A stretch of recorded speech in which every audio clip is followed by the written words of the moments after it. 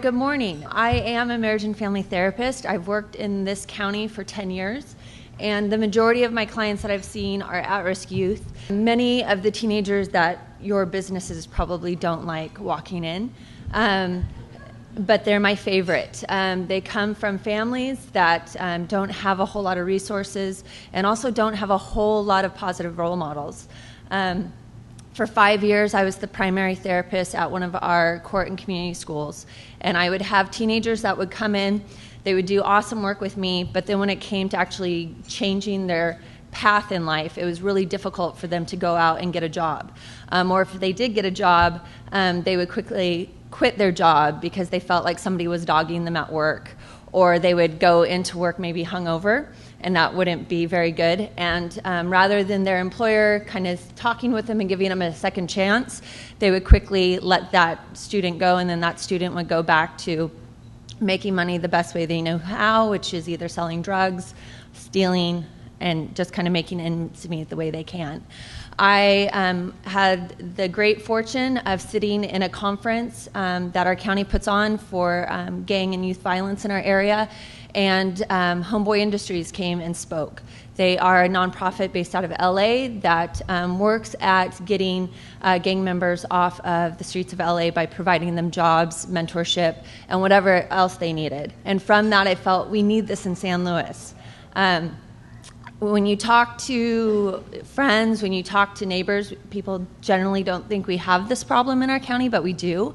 And so for me, this was a way to bring something like this to our area. So I took my passion for baking and my kind of hobby of it and figured I could do this. So right now I have about 4 or 5 teenagers that I employ that are all students out of court and community school. We make American-style baked goods, so cupcakes, cookies, bars, whatever. And then right now we do special orders. We have a couple weddings coming up this wedding season, if you want to call it that, and then holidays. But our goal eventually is to have a brick and mortar, to where the community can come in. You can meet these kids can meet you, because there's a lot of stereotypes out there. They have stereotypes about all of you, just as you have stereotypes about them. And it's to connect us all and to see that these teenagers are not that much different than the ones that you have in your home. It's just that they don't have the support that you give your kids at home. They come in not having very good social skills. I had one young man who was friends with a girl who also works for me, and he snapped her bra strap.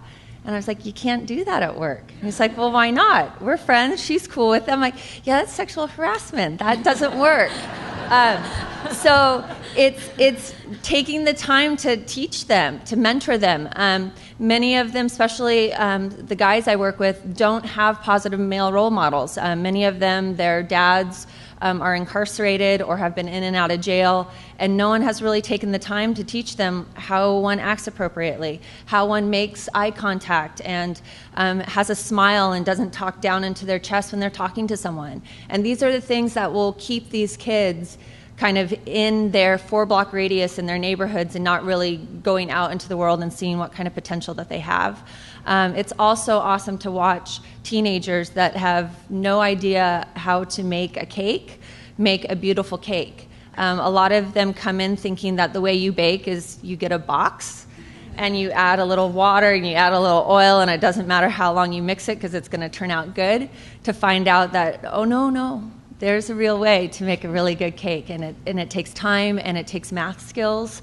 It's also a little chemistry to make sure that thing and that you're baking comes out tasting good. And so I'm giving that opportunity. I'm not a trained chef. I am not a trained baker. I just took my hobby and I'm giving back. And so I think as business people in our community, it's how you can do that, how you can take your skill that you do at work and figure out how to give back, and not just give somebody a check and say, oh, good luck with this, but actually give them a real skill that they can go out and they can build upon.